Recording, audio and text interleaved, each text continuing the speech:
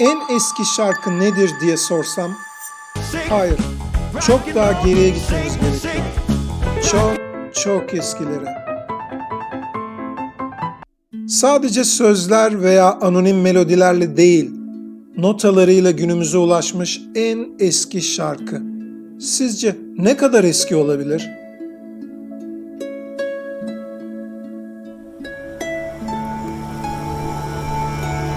Buz tarih başlıyor.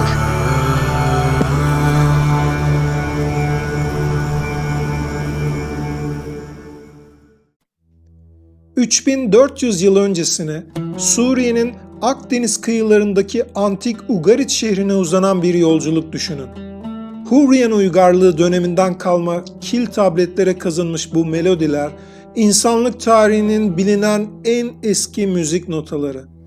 Notaların altında yer alan sözler, yani şarkının konusu ise çocuk sahibi olamayan bir kadının ahıt şeklinde ay tanrıçasından yardım için dudaklarından dökülenler.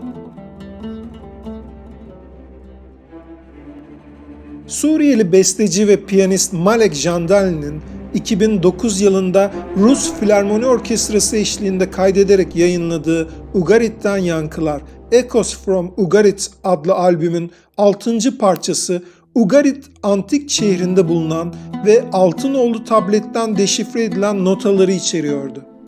Asıl büyük sürpriz ise notaların günümüz 7 nota diatonik ölçekte örtüşüyor olmasıydı. Batı menşeli notalama sisteminin Sümerlere dayandığı iddiaları zaten mevcuttu ama Ugarit'teki Himn 6 adı verilen tabletteki notalar bunun kesin delili oldu. Malek Jandali gibi Ugarit notalarını kullanan başka besteciler de oldu.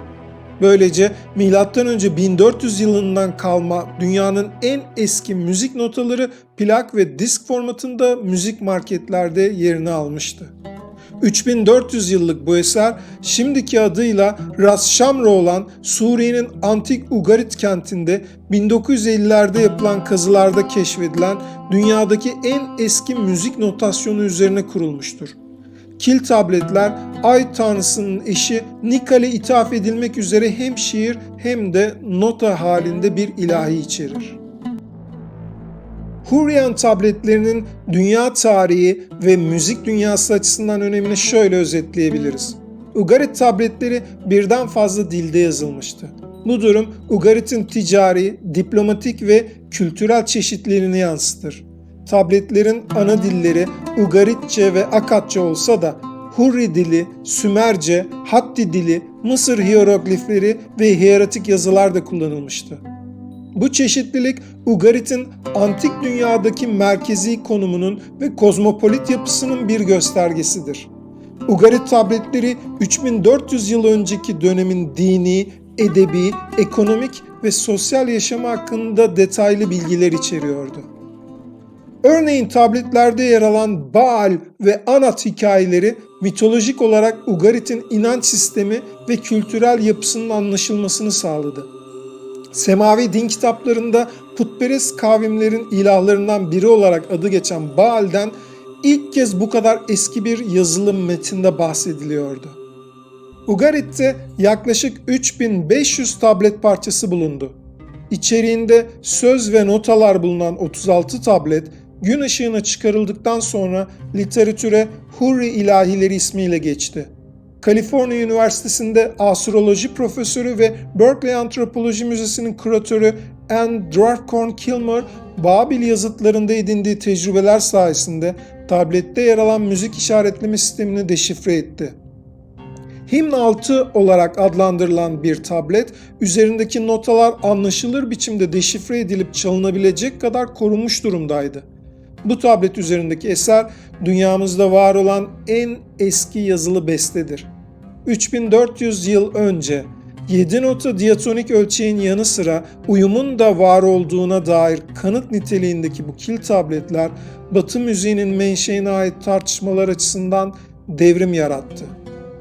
Hurriyen uygarlığından kalma antik Ugarit şehrinde o dönem kraliyet sarayı olarak kullanıldığı tespit edilen bir binadan çıkarılan 36 tabletin tamamı sadece nota ve şarkılardan oluşmuyordu.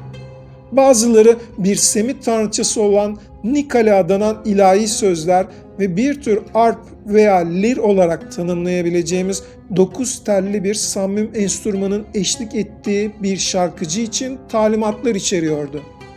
Tabletlerden birinde lir olarak adlandırabileceğimiz sammüm enstrümanının ayarlanmasına, yani nasıl akort edileceğine yönelik talimatlar vardı.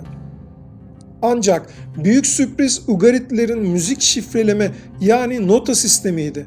Bu tabletlerdeki notaların günümüz Batı müziğinin temeli olan 7 nota ölçeğinde yazılmış olması müzik tarihi ile ilgili bilinen pek çok şeyi değiştirdi. Ugarit tabletleri ve Hurrian ilahileri nasıl bulundu? Pek çok antik şehir gibi Ugarit'teki kazılar da yıllar sürdü. Ancak bir diğer süreç birbirinden farklı antik dillerde yazılmış binlerce tabletin çevirisiydi. Ugarit harabelerindeki arkeolojik kazılarda bulunan kil tabletler arkeoloji dünyası kadar müzik tarihi açısından da büyük bir öneme sahip.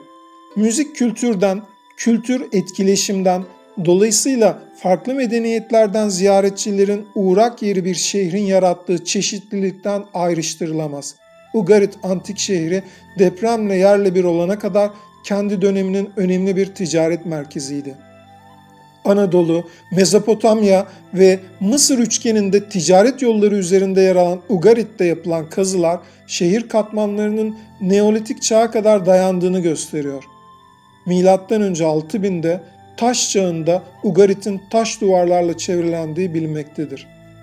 Ras Shamra şehri yakınlarındaki Ugarit kenti, Laskiye şehrinin kuzeyinde sahilden 1 kilometre içeride sahile paralel uzanan bir alanı kapsamaktadır. Ugarit adı Ebla arşivleri, Tel el Amarna mektupları ve Boğazköy'de bulunan Hitit tabletlerinde de geçmektedir. Kuzey Suriye şehir devletlerinin en önemlilerinden biri olan Ugarit, ticari öneminin yanı sıra gelişmiş mimari yapısı, 7000 metrekarelik 5 avlulu kraliyet sarayı, şehri saran yol sistemi, 2 önemli kent tapınağı ve şehri çevreleyen kent surları ile dönemin en parlak medeniyetlerinden birine ev sahipliği yaptığını göstermektedir. Ugarit ayrıca kendine özgü dili, mitolojisi, tanrıları, cam işçiliği, ahşap oymacılığı ve tabletleri dökecek kadar önem verdikleri müzik eserleriyle son derece gelişmiş bir kültüre sahipti. 1929 yılında tesadüfen keşfedilen Ugarit harabeleri Francis Claude Scheffer başkanlığında bir ekip tarafından aynı yıl kazılmaya başlandı.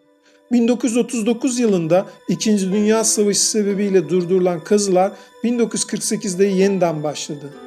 1950'li yıllarda bulunan tabletler üzerindeki çivi yazılarının çözülmesi yaklaşık 15 yıl sürdü. Kilmer, Hurrian dilinde ve Akkad çivi yazısı kullanılarak yazılan bestenin önemli bir kısmını çözebilse de kil tabletlerdeki deformasyon yüzünden nakarat kısmı ne yazık ki çok net değil. Şarkının deşifre edilebilmiş kısmında geçen hikayenin yanı sıra en belirgin olan özelliği adının Nikale ağıt olması. Profesör Kilmer ve Berkeley, Kaliforniya Üniversitesi'nden Richard Crocker, antik dönemle ilgili müzikal bilgileri anlattıkları Sounds from Silence adlı bir ses kitabı yayınladılar.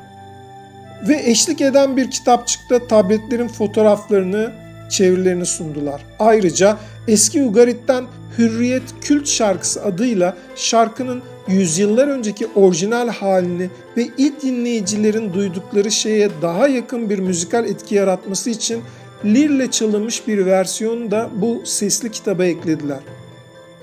Hurrian tabletleri şu an Şam Ulusal Müzesi'nde ve bir kısmı Louvre Müzesi'nde sergilenmektedir. 6 numaralı tabletteki ilahinin sözleri. Şimdi dilerseniz yazılı kayıtlarla bugüne kadar ulaşmış en eski şarkının içeriğine bir göz atalım. Hurri diliyle yazılmış 6 numaralı tablet, dünyanın en eski şarkısı, en eski şarkı sözleri. Nikale ağıt. Kurşun gibi ağırlıkları kutsal tahtın sağına bırakacağım. Günahlardan arınıp değişeceğim. Artık saklamaya ve değişime ihtiyaç olmayacak. Adağı yerine getirmenin huzurunu duyacağım. Tanrıçayı sevindirdiğimde O da yüreğinde beni sevecek. Getirdiğim sunu günahımı tamamen örtebilir. Susam yağı getirmek benim için işe yarayabilir, saygılarımı sunarak. Kısır olanlar doğurgan kılınsın. Toprak buğday versin, kadın ve eş olarak babaya çocuklar doğursun. Henüz çocuğu olmayan karnında çocuk taşısın.